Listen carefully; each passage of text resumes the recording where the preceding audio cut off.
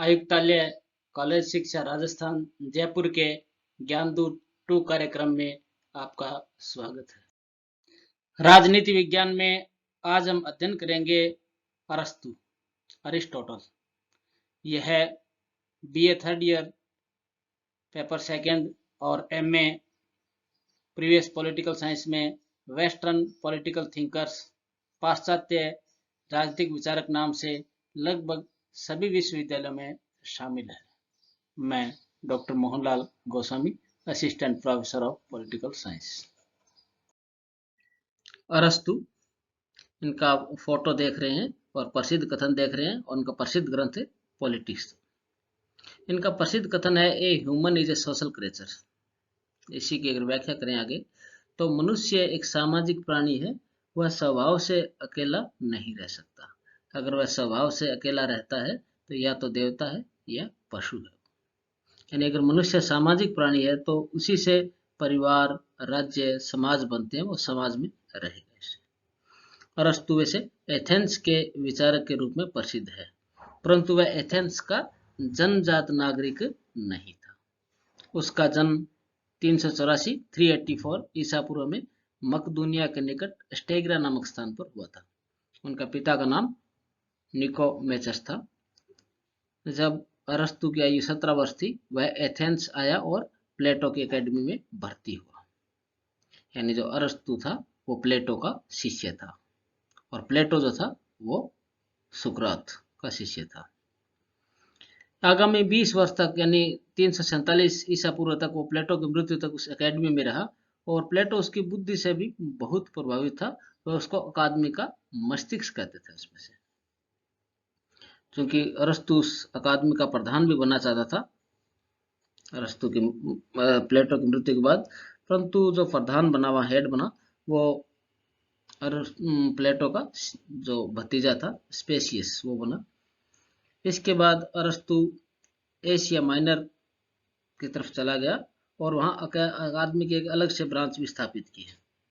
वहाँ का जो राजा था हर्मीज था, उसने अपनी दत्तक पुत्री पीथियस की शादी उससे की। वहाँ अरस्तु ने ईरान का निरंकुशवाद देखा। इसका उल्लेख भी उसने अपने प्रसिद्ध ग्रंथ पॉलिटिक्स में किया। 342 ईसा पूर्व है मकदूनिया बुलाया गया। वहां फिलिप का 13 वर्षीय पुत्र जो था सिकंदर अलेक्जेंडर, उसकी शिक्षा का भार उसको सौंपा गया। 6 वर्ष तक अरस्तु यहाँ रहा। जब सिकंदर जो था, अलेक्जेंडर था, विश्व विजय के लिए निकला तो अरस्तु वापस एथेंस आ गया और एथेंस में एक एकेडमिक ब्रांच खोली, लीसियम। इसकी ब्रांच का नाम लीसियम। वहां उसका 12 वर्ष तक प्रधान रहा। 322 ईसा पूर्व तक सिकंदर की जो मृत्यु हो गई थी वो एथेंस से भाग गया था। इसी वर्ष उसकी मृत्यु हो गई। यानी कुल 62 वर्ष की आयु तक वो जिंदा रहा। और अरस्तु को यह था कि हो सकता है उसको मृत्युदंड मिले, जैसा कि सुकरात के साथ हुआ था। तो अरस्तु ने कहा, एथेंस वासी को दर्शन के विरुद्ध दूसरा अपराध करने नहीं दूंगा मैं। अरस्तु की रचनाएं लगभग 400 है। राजनीति पर पॉलिटिक्स सबसे प्रसिद्ध ग्रंथ है। एथेंस का संविधान भी प्रसिद्ध है। अरस्तु को राजनीति विज्ञान का जनक कहा जाता है, फादर कहा जाता है।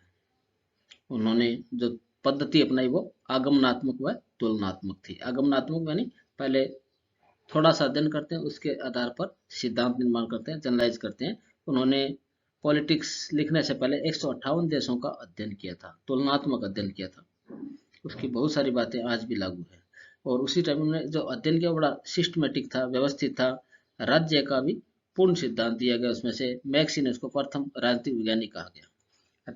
अरस्तु को राजनीतिक वैज्ञानिक कहा जाता है और प्लेटो को राजनीतिक दार्शनिक कहा जाता है। उसमें से पॉलिटिक्स के बारे में डॉक्टर फॉस्टर ने लिखा है कि यूनानी राजनीतिक दर्शन का सर्वोत्कृष्ट प्रतिनिधित्व करने वाला वो ग्रंथ है। इसे फिलॉसफी ऑफ ह्यूमन अफेयर्स के नाम से भी जाना जाता है। पॉलिटिक्स को इसे मैग्नम ऑपस भी कहा जाता है। बारकर ने भी इसको राजनीति की सर्वश्रेष्ठ रचना कहा गया है इसमें से। चूंकि जो सबसे बड़ा एक तरह से कंट्रीब्यूशन था, 158 देशों के संविधानों का अध्ययन किया। चूंकि देश आज जैसे नहीं थे, वो सिटी स्टेट थे, नगर राज्य थे, पोलिस थे, छोटे छोटे गांव जैसे होते थे। पॉलिटिक्स का दूसरा नाम डिएट भी है। अगर हम देखें कि प्लेटो और अरस्तु में क्या अंतर है, चूंकि प्लेटो का जो सबसे अच्छा शिष्य था वो अरस्तु था, परंतु दोनों में समानता भी है और असमानता भी है। Sabine history of political theory में लिखा है कि उनके यानी अरस्तु के दार्शनिक लेखन का प्रत्येक पृष्ठ प्लेटो के साथ संबंधों का साक्षी है। अगर हम समानता देखें तो दोनों उसमें का यूनान जो ग्रीक था, उसके जीवन में जो अराजकता थी, अनैतिकता थी, उससे वो चिंतित थे। वो सद जीवन, अच्छे जीवन के लिए अच्छी प्रणाली चाहते थे, इसीलिए वो आदर्श राज्य का वर्णन करते हैं कि किस तरह से आदर्श राज्य होगा और उसमें सारी व्यवस्थाएं ठीक होगी। इसके लिए छोटे नगर राज्य चाहते थे वो। प्लेटो भी 5040 लगभग जनसंख्या आता है, लगभग इतने से ही अरस्तु उस बात से प्रभावित हुआ था। नागरिकता को बहुत बड़ा सीमित सा रखना चाहते थे, उसमें दास व्यवस्था थी वहां प्रचलित थी, तो शारीरिक परिश्रम दासों द्वारा ही करवाना चाहते थे। सोफिस्ट जो विचारक थे उनका वो विरोध करते थे। उसको आधार बनाकर उन्होंने ग्रंथ भी लिखे हैं, काफी सारे प्लेटो ने भी लिखे हैं, वो सोफिस्टों के नाम से लिखा है। उन्होंने ये भी माना कि शासक द्वारा शिक्षित होना बहुत आवश्यक है, शिक्षा बहुत आवश्यक है, इसके लिए उसी से विकास होता है। और प्रजातंत्र को या लोकतंत्र को, डेमोक्रेसी को उसमें अच्छा शासन नहीं माना जाता था, वो आलोचना करते हैं उसमें से। अगर प्लेटो का लॉज ग्रंथ देखें जो उत्तरार्ध में लिखा उन्होंने, रिपब्लिक पहले लिखा गया, लॉज जो था वो ज्यादा व्यवहारिक है, और उसमें और अरस्तु की पॉलिटिक्स में काफी समानता है, क्योंकि जो प्लेटो का उप आदर्श है उसी को अरस्तु ने आदर्श माना है, आदर्श राज्य माना है। दोनों में अंतर देखें तो प्लेटो बहुत ही आदर्शवादी है, रिपब्लिक बहुत ही आदर्शवादी तरीके से लिखा गया है, और अरस्तु जो यथार्थवादी है, वास्तविकता के नजदीक है। दोनों के आदर्श राज्य में भेद है। प्लेटो दार्शनिक राजा का शासन चाहता है, फिलोसफर किंग, राजतंत्र है। अरस्तु कानून का शासन चाहता है, उसका अच्छा शासन जो था पॉलिटी था, मध्यम वर्ग का शासन। साम्यवादी व्यवस्था में भी अंतर है। प्लेटो स्त्रियों और संपत्ति का साम्यवाद चाहते हैं कि परिवार, निजी परिवार और संपत्ति नहीं होने चाहिए, परंतु अरस्तु ऐसा नहीं मानते हैं। अरस्तु का जो पद्धति है वो आगमनात्मक है और प्लेटो की निगमनात्मक है। तो ये दोनों में एक अंतर भी है इसमें से। एक कई बार एक जीके क्वेश्चन पूछा जाता है, जो अरस्तु का ग्रंथ है रिटोरिक्स, उसमें सत्ता का विश्लेषण किया गया है, और जो पद्धति मैंने पहले बताया आगमनात्मक है, जिसमें थोड़ा पहले अध्ययन किया जाता है, फिर उसका जनरलाइज किया जाता है। जैसा कि 158 देशों का अध्ययन किया गया, उसके बाद उन्होंने निष्कर्ष निकाला कि क्रांतियां क्यों होती है। ये वास्तविक अध्ययन है, वर्तमान में भी रिसर्च इसी तरीके से किया जाता है। इस वीडियो में अरस्तु के लगभग सभी प्रमुख विचारों का अध्ययन करेंगे। राज्य की उत्पत्ति, न्याय सिद्धांत, नागरिकता का सिद्धांत, दासता का सिद्धांत, क्रांति का सिद्धांत, संविधान का सिद्धांत और आदर्श राज्य का सिद्धांत। राज्य की उत्पत्ति का सिद्धांत।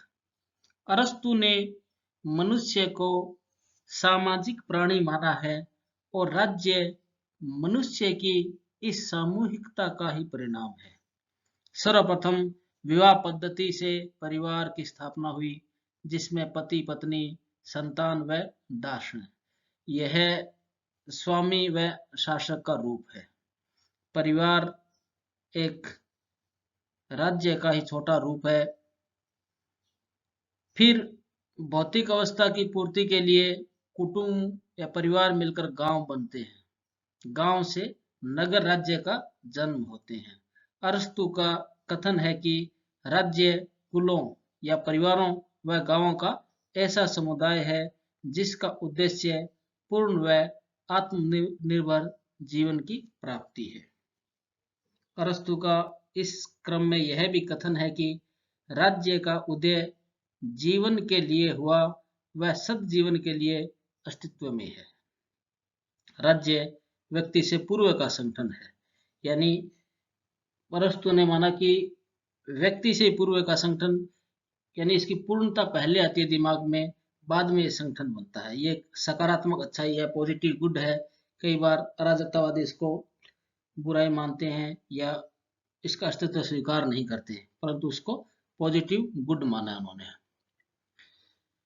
इसे सुप्रीम नेचुरल एसोसिएशन भी कहा है, और चूंकि ये सद जीवन के लिए है इसलिए self sufficient association having unity with in plurality. ये उस राज्य से संबंधित विचार है। अरस्तु का न्याय सिद्धांत। अरस्तु ने अपने ग्रंथ पॉलिटिक्स में न्याय शब्द का प्रयोग किया है, परंतु न्याय की व्याख्या एक अन्य ग्रंथ एथिक्स में भी की है। प्लेटो की तरह उसने न्याय पर विचार व्यक्ति के लिए किया है, परंतु दोनों की धारणा में अंतर है। अरस्तु ने न्याय के दो प्रकार स्वीकार किए हैं, पूर्ण न्याय या सामान्य न्याय और दूसरा विशेष न्याय। पहला पूर्ण न्याय या सामान्य न्याय, कंप्लीट यूनिवर्सल जस्टिस। पूर्ण न्याय नैतिक गुणों व चरित्र की श्रेष्ठता का नाम है और इसका अर्थ है कि एक व्यक्ति दूसरे व्यक्ति के साथ अपने संबंधों में नैतिक गुणों का पालन करे। पूर्ण न्याय कानून के अनुसार आचरण में है, यह आदर्श राज्य में ही पाया जाता है। यह सद्गुण युक्त कानूनों का पालन करने में निहित है। दूसरा विशेष न्याय, पर्टिकुलर जस्टिस। जहां पूर्ण न्याय का आदर्श राज्य से संबंध है, वहां विशेष न्याय यथार्थ राज्य से संबंधित है। यथार्थ यानी वास्तविक। राज्य अनेक प्रकार के होते हैं और विशेष न्याय का आधार उस राज्य का संविधान होता है। इसके भी दो भाग हैं, वितरणात्मक न्याय डिस्ट्रीब्यूटिव जस्टिस और सुधारात्मक न्याय करेक्टिव जस्टिस। वितरणात्मक न्याय, राज्य के पास नागरिकों में बांटने के लिए पद, पुरस्कार, सम्मान होते हैं। राज्य न्याय के आधार पर इनका वितरण करते हैं। यहाँ न्याय का अर्थ है कि नागरिक ने जिस योग्यता व क्षमता अनुसार राज्य की सेवा की है, उसी अनुपात में पद और पुरस्कार मिलने चाहिए। यह आनुपातिक समानता को स्वीकार करती है। दूसरा सुधारात्मक न्याय। न्याय का यह रूप नागरिकों के आपसी संबंधों को नियंत्रित करता है। न्याय का संबंध दो प्रकार से है, एक जो आपसी समझौते नागरिकों में सहमति से होते हैं, दूसरा राज्य किसी व्यक्ति को अपराध करने पर दंडित करके न्याय की स्थापना करता है। इसका संबंध राज्य के दंड विधान से है। अब हम देखेंगे कि अरस्तु और प्लेटो ने दोनों ने न्याय सिद्धांत बताया, परंतु दोनों में क्या अंतर है। पहला कर्तव्य व अधिकार में अंतर। प्लेटो की न्याय की धारणा कर्तव्यों पर बल देती है, जबकि अरस्तु की धारणा नागरिक अधिकारों से संबंधित है। प्लेटो की जो न्याय धारणा है वो आंतरिक है। उन्होंने कहा कि अपने कर्तव्यों का पालन, कर्तव्य भावना का पालन करना ही न्याय है। जैसे कि समाज में तीन वर्ग हैं, दार्शनिक, शासक और उत्पादक। अपने जो गुण निहित है व्यक्ति में, उसी के अनुसार पालन करना, दूसरे में हस्तक्षेप नहीं करना, यही न्याय माना है उन्होंने। तो एक तरह से कर्तव्य है, प्लेटो के लिए न्याय भावना कर्तव्य है। दूसरा न्याय के जो प्रकार है, प्लेटो ने न्याय केवल सामान्य न्याय का वर्णन किया है और अरस्तु ने इसके अतिरिक्त वितरणात्मक व सुधारात्मक न्याय का भी वर्णन किया है। फिर कहते हैं असमानता व आनुपातिक समानता।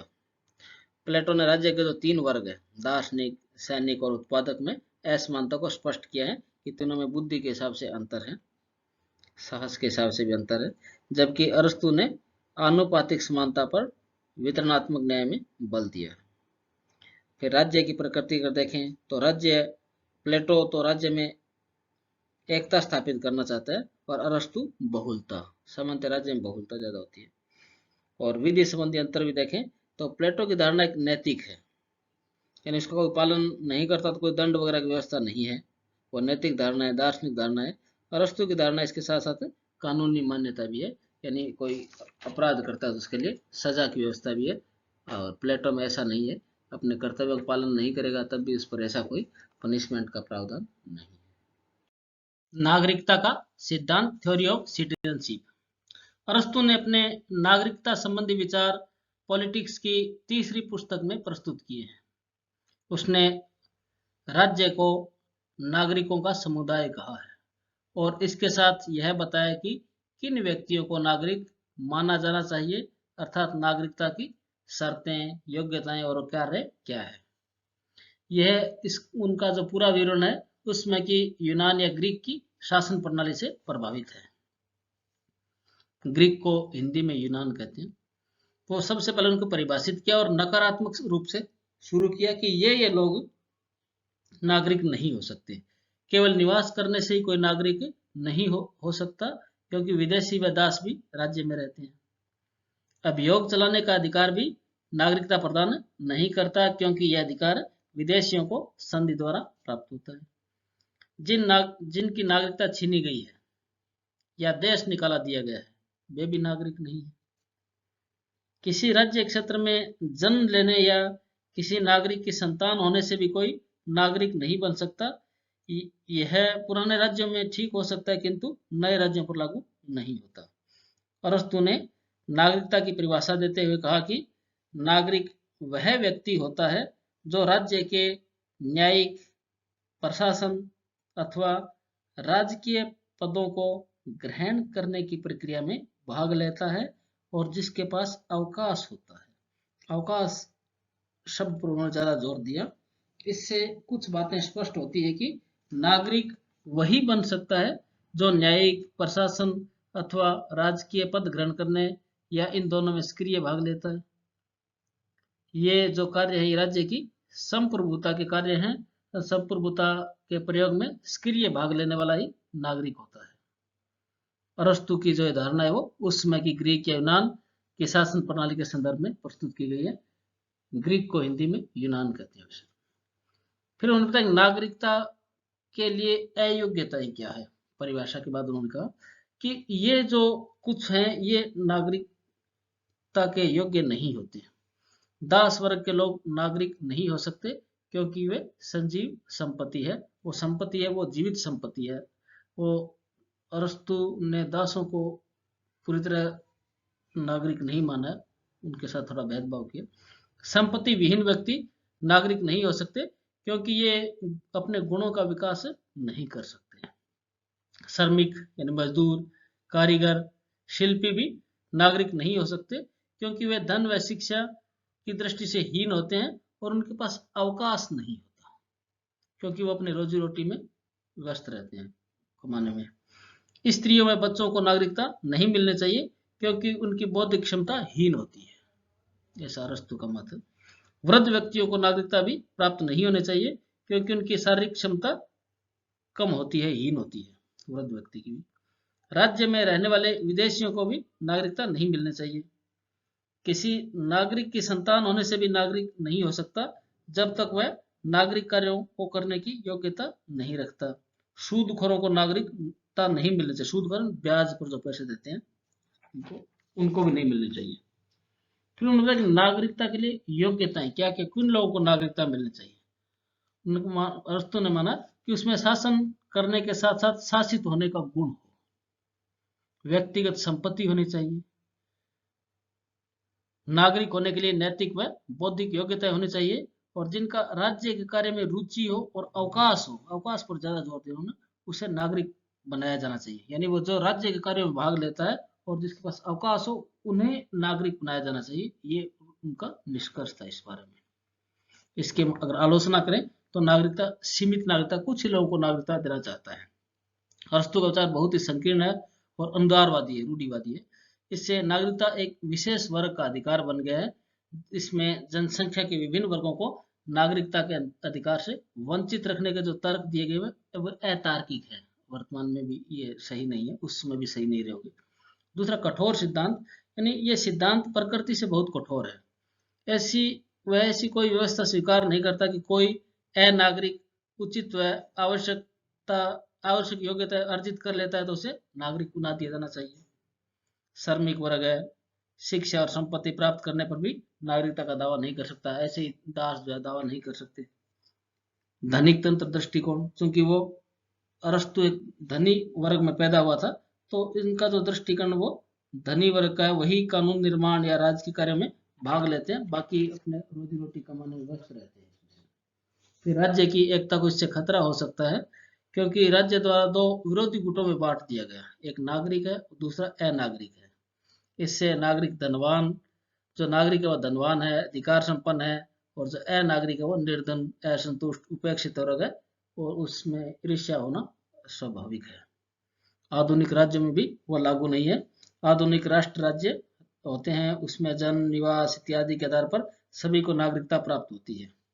इसके विपरीत अरस्तु ने यूनान या ग्रीक के संदर्भ में नागरिकता की परिभाषा दी, जो एक जनसंख्या के बड़े भाग को नागरिकता से वंचित करता है। प्लेटो से भी मिलता जुलता सिद्धांत है। वैसे प्लेटो ने सभी व्यक्तियों को नागरिक माना, परंतु उत्पादक वर्ग जो है, हमने 3 वर्ग माने, शासक, सैनिक और उत्पादक। जो उत्पादक वर्ग है उसको शासन कार्यों से दूर ही रखा है। इसी प्रकार अरस्तु ने भी कृषक, शिल्पी इत्यादि को शासन कार्यों से दूर रखा है। तो एक तरह से ये यूनानी नगर राज्यों के संबंध में जो नागरिकता की परिभाषा दी गई थी, ये आधुनिक युग में स्वीकार्य नहीं है। दासता का सिद्धांत, थ्योरी ऑफ स्लेवरी। अरस्तु ने सामाजिक व्यवस्था पर विचार करते हुए दासता पर भी विचार व्यक्त किए। अरस्तु के समय यूनान में दास प्रथा प्रचलित थी। अरस्तु के शब्दों में परिवार की व्यवस्था के लिए संजीव और निर्जीव 2 प्रकार के साधनों की आवश्यकता होती है। संपत्ति निर्जीव साधन है और दास एक संजीव साधन, यानी वो संपत्ति का रूप है परंतु संजीव है, उसमें जान है, इसलिए संजीव साधन है। उसने कुछ तर्क बताए और उसके आधार पर उसको न्याय संगत ठहराने की कोशिश की। उनका दास था जो प्राकृतिक संस्था है। परिवार एक प्राकृतिक संस्था माना अरस्तु ने, जिसके संचालन के लिए संपत्ति की आवश्यकता होती है। दास भी परिवार की संपत्ति का एक अंग है, अतः परिवार के समान दासता भी एक प्राकृतिक संस्था है। अरस्तु का मत है कि प्रकृति ने मनुष्यों को असमान बनाया है। कुछ व्यक्ति जन्म से ही शासक बनने के लिए और कुछ शासित होने के लिए जन्म लेते हैं। जिन व्यक्तियों को प्रकृति विवेक देती है वे शासक, और जिनको केवल शारीरिक शक्ति देती है वे दास होते हैं। दूसरा, स्वामी और दास दोनों के हित में है। स्वामी के हित में इसलिए है क्योंकि स्वामी वर्ग को राज्य के न्यायिक, प्रशासनिक व विधायी कार्य करने होते हैं। इसके लिए उन्हें पर्याप्त अवकाश चाहिए। जब दास उनके लिए कृषि, उद्योग व गृह कार्य कर देते हैं तो स्वामी को चिंतन के लिए अवकाश मिलता है, तो इससे स्वामी अच्छा चिंतन कर सकते हैं। और दूसरा, दास के लिए भी प्रकृति ने दास को शारीरिक शक्ति ज्यादा प्रदान की है परंतु विवेक प्रदान नहीं किया, परंतु इतनी समझ जरूर दी है कि वे विवेकवान व्यक्ति के निकट रहकर अपना विकास कर सके। दास गौण रूप से यानी थोड़े रूप में नैतिक और मानसिक शक्तियों का विकास वो कर सकते हैं, इसलिए दासों के लिए भी उपयोगी है। तीसरा, यूनानी राज्यों में भी प्रचलित व्यवस्था थी। उसमें जो यूनान के नगर राज्य थे, सिटी स्टेट थे छोटे छोटे, उनकी आर्थिक, राजनीतिक, सांस्कृतिक समृद्धि का आधार दास प्रथा थी। और दास प्रथा के अंत का मतलब था कि राज्यों का विनाश, अतः अरस्तु ने उसको उचित ही ठहराया। दासता के प्रकार, प्राकृतिक और कानूनी 2 प्रकार हैं। प्राकृतिक दास वे होते हैं जिनका केवल शारीरिक विकास होता है, वह मानसिक दृष्टि से बुद्धिहीन होते हैं। और कानूनी दास वो होते हैं जिनको युद्ध में पराजित कर दिया जाता था। अरस्तु ने माना कि युद्ध में पराजित व्यक्तियों का नैतिक स्तर अगर उच्च है तो वे दास नहीं हो सकते। पराजित हो सकते हैं परंतु वो अगर बुद्धि का स्तर ऊंचा है तो उनको दास नहीं बनाया जा सकता। उस अरस्तु ने कानूनी दासता के सिद्धांत को अस्वीकार किया है। एक अपवाद के रूप में अरस्तु ने यही माना कि यूनानी जो नागरिक हैं, ग्रीक के नागरिक, उनको दास नहीं बनाया जा सकता, क्योंकि वो नैतिक दृष्टि से अन्यों से श्रेष्ठ होते हैं, वह जन्म से शासक वर्ग के होते हैं। ये यानी एक तरह से उनका कहीं ना कहीं श्रेष्ठता का सिद्धांत दिखाई देता है, थोड़ा भेदभाव दिखाई देता है। अरस्तु ने दासों के प्रति व्यवहार का भी कहा कि उनके पास अच्छा व्यवहार किया जाना चाहिए। दास प्रथा का आधार दास के प्राकृतिक गुण होते हैं, अतः केवल प्राकृतिक दासता को उन्होंने स्वीकार किया है और कानूनी दासता को अमान्य किया है। दासता वंशानुगत नहीं होती, यदि दास का पुत्र बुद्धिमान व योग्य है तो उसे दास नहीं बनाया जाना चाहिए। दासता स्वामी और दास दोनों के लिए उपयोगी है, अतः दास के प्रति एक अच्छा और उदार व्यवहार होना चाहिए। स्वामी को दासों को यह भी वचन देना चाहिए कि लगातार अच्छा कार्य करेंगे तो उन्हें मुक्त होने का अवसर दिया जाएगा। स्वामी और दासों के प्रति कठोर व्यवहार करते हैं, उन्हें राज्य द्वारा दंड देना चाहिए। यूनानी नागरिकों को भी दास नहीं बनाया जा सकता। उसमें अगर आप कोई फिल्म देखते हैं स्पार्टा एथेंस की पुरानी, तो उसमें दासों के साथ जो युद्ध में हार जाते उनको दास बना लिया था और उनके साथ वो यूनान के जो बड़े बड़े रोम के बड़े स्टेडियम थे उनके साथ एक तरह से तलवारबाजी की जाती थी और उसमें उनके पास कम हथियार होते थे तो उनको मार दिया जाता था। वो उसमें उनके एक मनोरंजन का साधन था। इनकी आलोचना भी कर सकते हैं। दास को चूंकि अरस्तु ने कहा कि संपत्ति का एक प्रकार है संजीव और निर्जीव, तो दास एक संजीव संपत्ति है, परंतु यह ऐसा कहना एक पशु धन से तुलना करना जैसी है जो मानवता के अपमान है। एक तरह से मनुष्य में समानता का महत्व है। अरस्तु का सिद्धांत भी है कि किसी के साथ असमान व्यवहार नहीं किया जाना चाहिए, परंतु यह उसकी बात सही नहीं है कि दासों के साथ वो भेदभाव वाला व्यवहार करता है। स्वामी और दास में बांटना भी कठिन है। मानव जाति को स्वामी और दास में बांटना बहुत मुश्किल है। अरस्तु का व्यवचार भी अव्यवहारिक है कि दास जो होते हैं उनके शरीर बहुत विकसित होते हैं, मजबूत होते हैं और स्वामी विवेकवान होते हैं, परंतु शरीर से दुर्बल होते हैं। ये इसका आधार गलत ही है, क्योंकि शारीरिक परिश्रम करने वाला व्यक्ति अपने नागरिक कर्तव्यों को पूरा नहीं कर सकता क्योंकि उसमें व्यस्त रहता है। इसमें से विरोधाभास भी है। अरस्तु ने दासता को जो शारीरिक दृष्टि से विकसित और बौद्धिक दृष्टि से विवेक शून्य होते हैं वो दास माना है, और यह भी स्वीकार किया कि वो स्वामी के संपर्क में नहीं बुद्धिमान व्यक्ति के संपर्क में रहेगा तो उसका विकास हो सकता है, गुणों का विकास हो सकता है और वो स्वतंत्र भी हो सकता है अगर वो ज्यादा विकास कर लेता है। तो एक तरह से जो दास विवेक शून्य है वो कैसे गुण प्राप्त करेगा, ये थोड़ा सा उसके अंदर एक विरोधाभास भी है।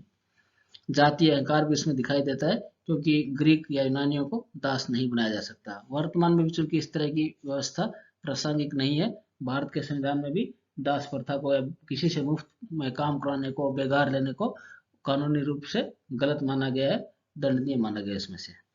और फिर वो शारीरिक श्रम की भी उपेक्षा करता है। वो स्वामी वर्ग का काम ही मानसिक और बौद्धिक कार्य बताए हैं और दास वर्ग में शारीरिक परिश्रम करना करेगा। तो एक तरह से शारीरिक परिश्रम उसको निम्न श्रेणी का काम माना है, जबकि यूनान में उसमें समृद्धि का आधार दासों का शारीरिक परिश्रम भी था। तो एक तरह से शारीरिक परिश्रम को उसने अपमानित ही किया है। तो एक तरह से हम कह सकते हैं कि ये दास प्रथा उस समय के तत्कालिक ग्रीक व्यवस्था में थे, वर्तमान में ये प्रासंगिक नहीं है क्योंकि मनुष्य की समानता सिद्धांत का ये उल्लंघन करता है और सही नहीं माना जाता। क्रांति का सिद्धांत, थ्योरी ऑफ रिवोल्यूशन। प्राचीन यूनान नगर राज्यों के राजनीतिक जीवन की प्रमुख जो विशेषता थी वो अस्थिरता थी। बार बार कुछ न कुछ परिवर्तन होते रहते थे। तो अरस्तु ने किसी भी प्रकार के परिवर्तन, छोटे से परिवर्तन को भी क्रांति कहा। संविधान, राज्य या शासन सत्ता में होने वाला प्रत्येक परिवर्तन क्रांति है। अरस्तु ने क्रांति के कारण और बचाव के उपायों का वर्णन किया। उन्होंने सबसे पहले 158 देशों के संविधानों का अध्ययन किया और उसका निष्कर्ष अपने प्रमुख ग्रंथ पॉलिटिक्स में प्रस्तुत किया। उन्होंने माना कि क्रांति के कुछ ये कारण हो सकते हैं कि प्रचलित संविधान को समाप्त करके किसी अन्य संविधान की स्थापना, जैसे कुलीन तंत्र के स्थान पर पॉलिटी की स्थापना, या प्रचलित संविधान को बने रहने देना, किसी शासक वर्ग के व्यक्ति को बदल देना, जैसे राजतंत्र में पुराने राजा के स्थान पर नए राजा को नियुक्त कर देना, या प्रचलित संविधान को बने रहने देना किंतु उसमें किसी नए पद की स्थापना करना या किसी पुराने पद को समाप्त कर देना, या फिर शासन के आधारभूत तत्वों को बदलना, जैसा लोकतंत्र को उदार लोकतंत्र में बदल देना। फिर अरस्तु ने क्रांतियों के कारण बताए कि सामान्य कारण, विशेष कारण और विशेष प्रकार की शासन व्यवस्था से संबंधित कारण। सामान्य कारण दो है। असमानता और अन्याय। असमानता एक प्रमुख कारण है क्रांति का, यानी सभी व्यक्ति चाहते हैं कि समान व्यवहार किया जाए। इसके दो रूप हैं, पूर्ण समानता व आनुपातिक समानता। साधारण जनता पूर्ण समानता में विश्वास रखती है और यह महसूस करती है कि शासकों के समान होने पर भी हमें उचित अधिकार नहीं मिलते, यानी समान व्यवहार होना चाहिए। ये एक उन्होंने मनुष्य का तत्व खोजा। दूसरा, अनुपातिक समानता का अर्थ है योग्यता संबंधी समानता है और विशेष वर्ग आनुपातिक समानता की मांग करते हुए महसूस करता है कि योग्यता व अन्य बातों में श्रेष्ठता के बावजूद उन्हें राजनीतिक शक्ति में अधिक भाग नहीं मिल रहा है। दूसरा, अन्याय। क्रांति का जो मूलभूत कारण अन्याय भी है। यदि एक वर्ग को वो जितना पाने का अधिकार है उससे कम मिलता है तो असंतोष पैदा होता है। न्याय व मित्रता राज्य के नैतिक आधार है, इसलिए अन्याय व दुर्भावना असंतोष अस्थिरता के सबसे बड़े कारण है। इसलिए अरस्तु ने सुझाव भी दिए कि शासक को दो बातों से तो बचना ही चाहिए, असमानता और अन्याय से। दूसरा, क्रांतियों के विशेष कारण भी है। जब कई बार प्रमुख नागरिकों को यह अनुभव हो कि शासन में उन्हें योग्यता के अनुपात में लाभ या सम्मान प्राप्त नहीं हो रहा, तो वो क्रांति करते हैं, यानी लाभ या सम्मान की जो इच्छा है वो पहला कारण है। दूसरा, भय कारण है। जब प्रभावशाली लोगों में यह भय हो कि निकट भविष्य में उनके साथ गंभीर अन्याय होने वाला है तो उन्हें कठोर दंड दिया जाएगा, तो वो अपनी रक्षा के लिए पहले से क्रांति कर देते हैं। घृणा, कंटेम्प्ट। घृणा क्रांति को जन्म दे देती है। जैसे वर्ग तंत्र या धनिक तंत्र ओलिगार्ची है में निर्धन वर्ग के प्रति दुर्व्यवहार होता है, जिससे निर्धन और धनवानों निर्धन जो व्यक्ति है धनवानों से घृणा करने लगता है और क्रांति की पृष्ठभूमि तैयार होती है। फिर चौथा, राज्य के किसी अंग की ज्यादा वृद्धि हो जाए। जैसे राज्य में किसी अंग की अनुचित वृद्धि हो जाती है और इससे असंतुलन पैदा होता है। जैसे पॉलिटी में अगर धनिक वर्ग की संख्या बढ़ जाती है तो धनिक तंत्र में, और निर्धन वर्ग की संख्या बढ़ती है तो लोकतंत्र या भीड़ तंत्र में बदल जाता है उसमें से, यानी पॉलिटी धनिक तंत्र में बदल जाएगा और लोकतंत्र भीड़ तंत्र में बदल जाएगा उसमें से। उच्च पद देने में असावधानी अगर हो, जब राज्य में कोई उच्च पद देने में लापरवाही होती है और पद पर ऐसे नागरिकों की नियुक्ति हो जाती है जिनकी संविधान में आस्था नहीं होती, तो क्रांति होती है। यह छठा कारण इसका, विदेशियों को खुली छूट। जब किसी राज्य में विदेशियों के आने व बसने की खुली छूट होती है तो उनकी राजभक्ति नहीं होती और क्रांतियां होती है। क्या विभिन्न प्रजातियों में प्रतिद्वंदिता, क्योंकि एक राज्य में कई प्रकार की प्रजातियां, नस्ल, देश, धर्म के लोग होते हैं, उनमें प्रतिद्वंदिता कंपटीशन होता है तो क्रांतियां होती है। अरस्तु के शब्दों में नस्लीय अनेकता क्रांतियों को जन्मस्थली है। या आठवां, निर्वाचन पद्धति में परिवर्तन। जब किसी भी निर्वाचन पद्धति में ऐसा परिवर्तन किया जाता है तो जो किसी पक्ष के हितों पर कुठाराघात होता है तो क्रांति होती है। और पारिवारिक स्वार्थ भी होता है। राजतंत्र और कुलीन तंत्र में पारिवारिक स्वार्थ पूर्ति के लिए क्रांति का सहारा लिया जाता है। राजतंत्र में उत्तराधिकार संबंधी विवाद होते हैं। मध्यम वर्ग का अभाव, 10वां कारण बताया। मध्यम वर्ग का शासन अरस्तु सही मानता है। जब दो ही वर्गों, धनी और निर्धन, तो दोनों में तीव्र आर्थिक असमानता होती है, वो एक दूसरे से घृणा करते हैं, इसलिए मध्यम वर्ग हो तो ज्यादा ठीक रहता है। छोटे परिवर्तनों की उपेक्षा। जब शासक संविधान में छोटे परिवर्तनों की उपेक्षा करता है तो इसके कारण शासन प्रणाली में आधारभूत परिवर्तन आ जाता है, जो स्वयं में क्रांति होती है। फिर तीसरा है विशेष प्रकार की शासन व्यवस्था से संबंधित कारण, क्योंकि शासन व्यवस्था कई प्रकार की होती है। जैसे राजतंत्र है, राजा होता है, उसमें क्रांति के कारण है सामान्य व्यक्ति का अपमान या अयोग्य उत्तराधिकारी। दूसरा, निरंकुश तंत्र या टायरेनी में क्रांति का कारण शासक का प्रजा के प्रति कठोर दुर्व्यवहार होता है। ऐसा ही व्यवहार अपने सहायकों के साथ होता है। तीसरा, कुलीन तंत्र में क्रांति का कारण शासक वर्ग की संख्या सीमित होती है, जिससे धनिकों में रोष फैल जाता है। धनिक तंत्र या वर्ग तंत्र में क्रांति का कारण सामान्य जनता के साथ अपमानजनक व्यवहार है। दूसरा कारण आपस में गुटबंदी होती है। पांचवा, पॉलिटी में क्रांति के कारण इसमें निर्धन वर्ग का असंतुष्ट रहना है। लोकतंत्र या भीड़ तंत्र में क्रांति का जो कारण है वो निर्धन वर्ग का शासन होना है, यह वर्ग शिक्षा, संपत्ति व संस्कृति की दृष्टि से हीन होता है। इनका शासक वर्ग से द्वेष हो जाता है। इसमें जो भाषण देना जानते ज्यादा डेमोगोजेज कहते हैं, भाषण वीर कहते हैं, ये क्रांति के कारण बनते हैं। क्रांतियों से बचाव के उपचार भी अरस्तु ने बताए हैं। चूंकि जो कारण है उनका निवारण किया जा सकता है, तो उन्होंने दो प्रकार के कारणों का वर्णन किया, एक तो सामान्य और विशेष प्रकार। सामान्य कारण में पहला बताया कि शासक और शासित में अच्छे संबंध हो। शासक को जनता के समानता व न्याय की भावना के साथ शासन करना चाहिए। नागरिकों के मन में यह भावना होनी चाहिए कि उनके साथ सम्मानपूर्ण व्यवहार किया जा रहा है। दूसरा, संविधान के अनुसार शिक्षा। राज्य की शिक्षा व्यवस्था, सामाजिक भावनाएं, मूल्य, आदतें, व्यवहार शासन व्यवस्था के अनुरूप होना चाहिए। कानून का पालन। कानून का पालन व्यक्तियों के स्वभाव का अंग बनना चाहिए। कानून के उल्लंघन पर कठोर रुख अपनाना चाहिए। शक्ति विभाजन। राज्य की शक्ति विभिन्न वर्गों में विभाजित हो, जिससे शक्ति सीमित रहे। अधिकारियों का कार्यकाल अत्यधिक लंबा नहीं होना चाहिए। सम्मान, पदों, पुरस्कारों का न्यायपूर्ण वितरण होना चाहिए। पांचवा, मजबूत मध्यम वर्ग। धन का समान वितरण होना चाहिए ताकि मजबूत मध्यम वर्ग बन सके। मध्यम वर्ग का शासन होता है पॉलिटी होता है, जो स्थायी होता है। मध्यम वर्ग के शासन को अरस्तु सबसे अच्छा मानते हैं। फिर विदेशियों को महत्वपूर्ण पदों पर नहीं नियुक्त किया जाना चाहिए, क्योंकि उनकी निष्ठा हमेशा संदिग्ध होती है। इससे राज्य में असंतोष भी फैलता है। मनोवैज्ञानिक उपाय भी करें इसमें। शासक का नागरिकों में राष्ट्र प्रेम की भावना पैदा करना चाहिए।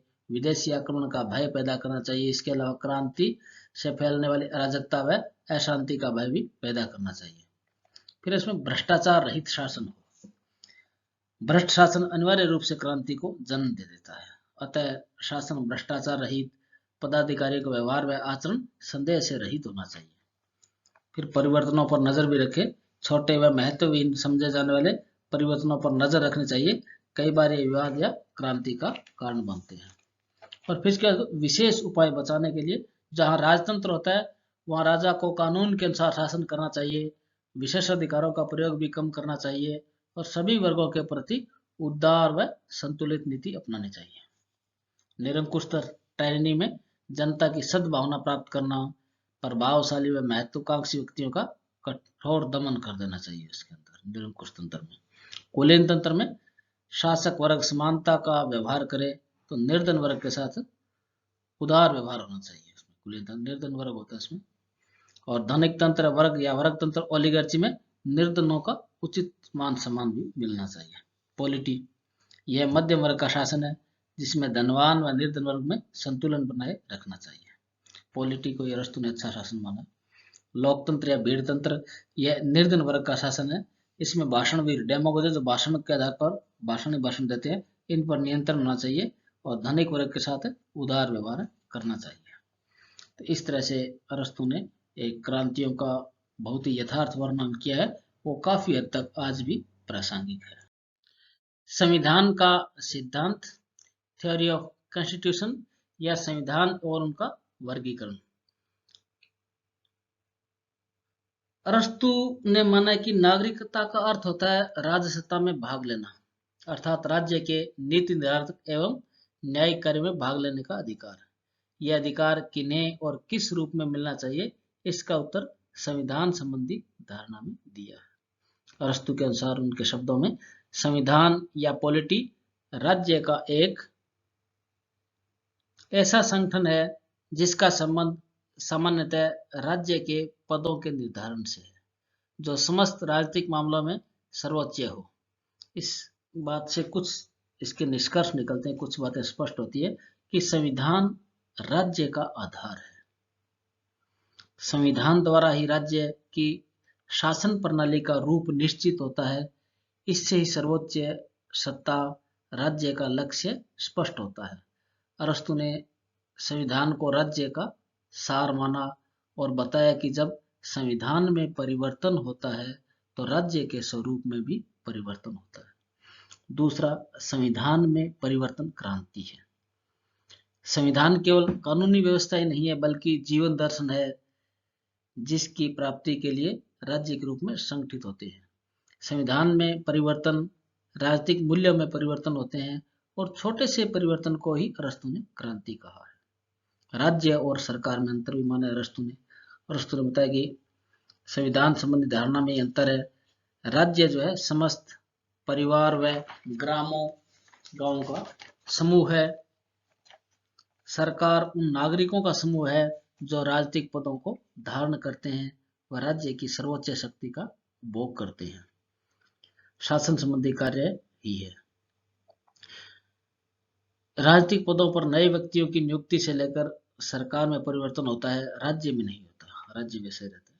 संविधान के अगर प्रकार देखें तो अरस्तु के शासन में भाग लेने वाले व्यक्तियों तथा शासन के उद्देश्यों के आधार पर कुल 6 प्रकार के संविधान बताए हैं। राजतंत्र, निरंकुश तंत्र या आताई तंत्र, टायरेनी, कुलीन तंत्र, अरिस्टोक्रेसी, धनिक तंत्र या वर्ग तंत्र, ओलिगार्ची, फिर संवैधानिक तंत्र या बहुतंत्र, पॉलिटी, और भीड़ तंत्र या लोकतंत्र, डेमोक्रेसी। आप स्लाइड पर भी देख सकते हैं। पॉलिटी को उन्होंने सबसे अच्छा संविधान माना। यह एक तरह से मध्यम वर्ग का शासन है। हालांकि राजतंत्र व कुलीन तंत्र को भी ठीक मानता है, परंतु इसके लिए एक आदर्श शासक की आवश्यकता होती है और व्यवहार में उपलब्ध नहीं होता, तो वो पॉलिटी को अच्छा शासन मानता है। फिर नेक्स्ट है इसमें संविधान का आर्थिक वर्गों से संबंध। संविधान ने आर्थिक दृष्टि से जैसे धनिक, मध्यम वर्ग व निम्न वर्ग का उल्लेख किया जाता है और बताया कि प्रत्येक वर्ग शासन सत्ता पर अधिकार करके वर्गीय हितों को प्राप्त करना चाहता है। इनका मत है कि धनिक तंत्र जो ओलिगार्ची में धनिकों और भीड़ तंत्र में लोकतंत्र में निर्धन वर्गों की स्वार्थों की पूर्ति होती है। फिर उन्होंने वर्गीकरण किया है, देखिए इसमें स्लाइड पर भी दिखाया गया है। इसमें संख्या का आधार रखा गया इसमें शासन कितने द्वारा, एक के द्वारा या कुछ व्यक्तियों का, अल्पसंख्यक और औरों का बहुसंख्यक। दूसरा नैतिक आधार, नैतिक आधार में शुद्ध शासन और विकृत शासन हो सकता है। इसमें से जब शासक सामान्य हितों की वृद्धि के लिए शासन करता है तो शुद्ध स्वाभाविक रूप, और अपने स्वार्थों के लिए शासन करता है तो विकृत रूप होता है। इसमें देखिए राजतंत्र, निरंकुश तंत्र, कुलीन तंत्र, धनिक तंत्र, संवैधानिक तंत्र, भीड़ तंत्र, लोकतंत्र लिखा हुआ इसके अंदर। उन्होंने एक एक विशेषताएं भी बताई है कि पहला हम देखें, एक व्यक्ति शासन करता है तो राजतंत्र होता है, उसमें एक ही राजा के हाथ में होती है और सामान्य हित में शासन करना है, वो शुद्ध रूप है। इसका विकृत रूप, बिगड़ा हुआ रूप निरंकुश तंत्र या आताई तंत्र, टायरेनी। इसमें शासन सत्ता एक व्यक्ति के हाथ में होती है, यह नैतिक गुणों से हीन व स्वार्थ की पूर्ति के लिए शासन करता है। दूसरा देखिए कुछ व्यक्तियों का शासन, अल्पसंख्यक, शुद्ध रूप कुलीन तंत्र, विकृत रूप धनिक तंत्र या वर्ग तंत्र। कुलीन तंत्र में कुछ श्रेष्ठ गुणवान व्यक्तियों के हाथ में सत्ता होती है, सामान्य हित में शासन करते हैं। और धनिक तंत्र या वर्ग तंत्र, ओलिगार्ची, ये विकृत रूप है, कुछ लोगों के हाथों में होती है परंतु स्वार्थ सिद्धि के लिए शासन करते हैं। फिर देखिए संवैधानिक तंत्र या बहुतंत्र, पॉलिटी, ये मध्यम वर्ग के हाथ में सत्ता होती है और सामान्य हित में शासन करते हैं। प्लेटो इसे सर्वश्रेष्ठ शासन मानता है। और भीड़ तंत्र या लोकतंत्र, डेमोक्रेसी है, यह पॉलिटी का विकृत रूप है। इसमें शासन सत्ता निर्धन वर्ग के हाथों में होती है, सामान्य हित की अपेक्षा वो गरीबों व स्वार्थ पूर्ति के लिए इसमें शासन किया जाता है। ये इसका एक है। इसकी कुछ विशेषताएं भी है। उसमें उद्देश्य का महत्व है। इसमें से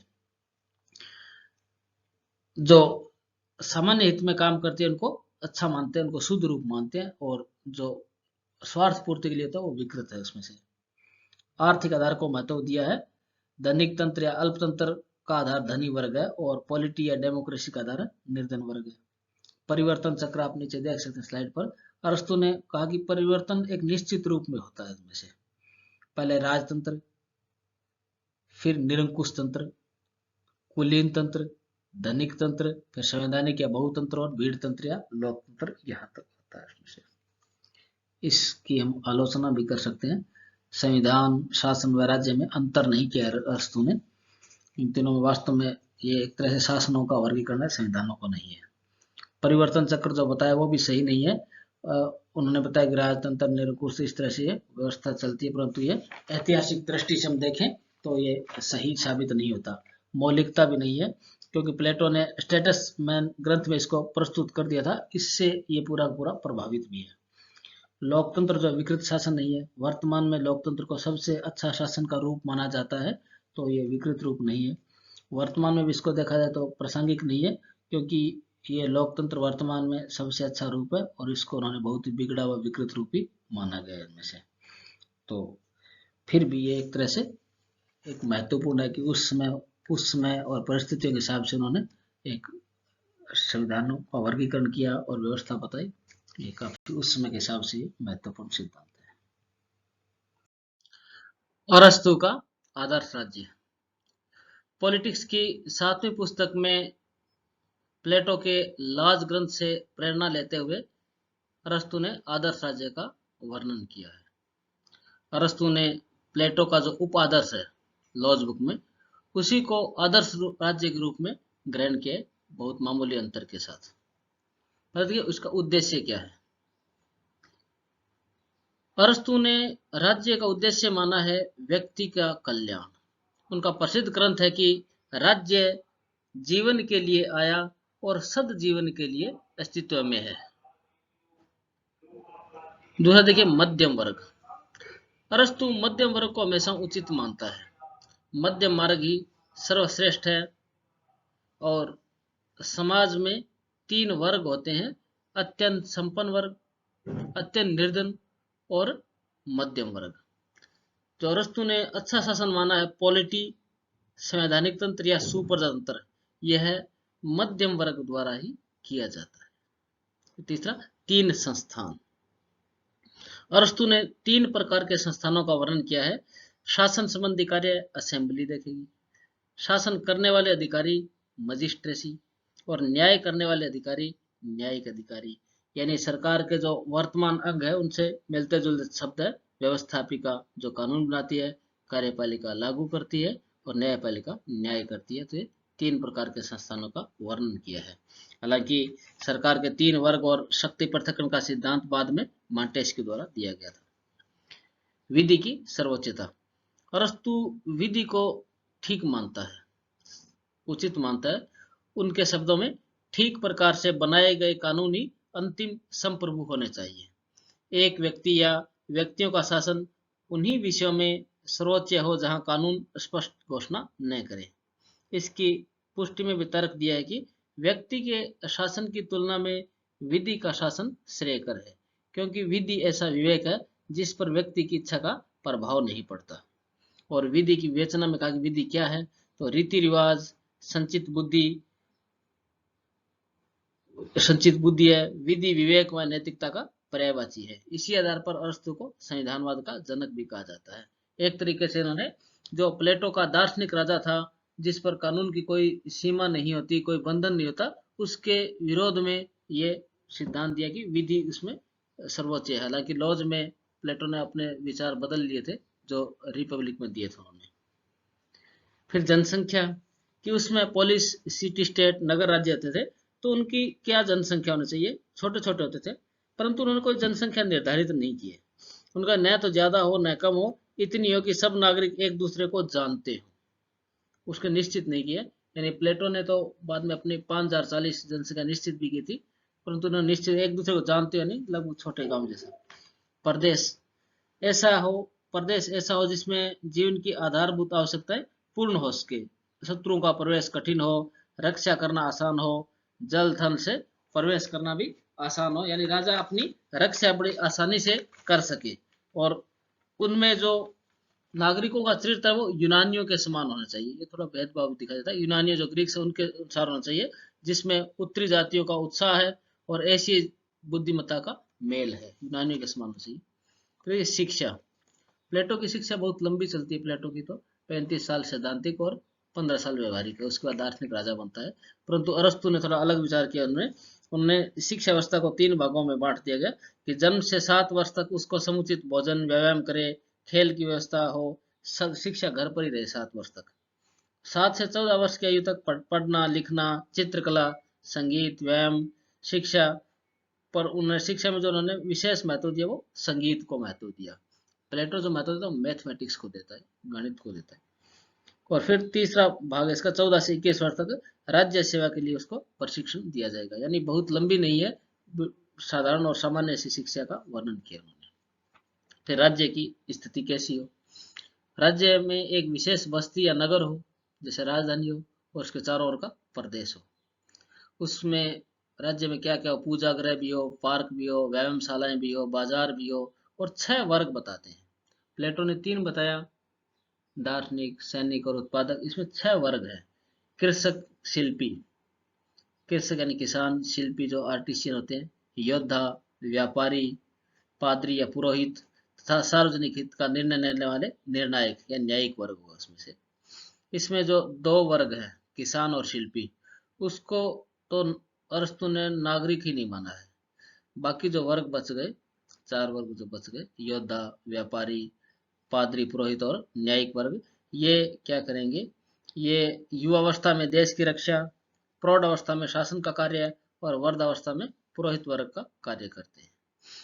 अगर प्लेटो के साथ तुलना करके देखें तो उन्होंने 3 वर्ग बताए, सैनिक, दार्शनिक और उत्पादक। तो इसमें देखें, कृषक है, शिल्पी है, ये उत्पादक वर्ग का प्रतिनिधित्व करते हैं। योद्धा जो है वो सैनिक वर्ग का करते हैं।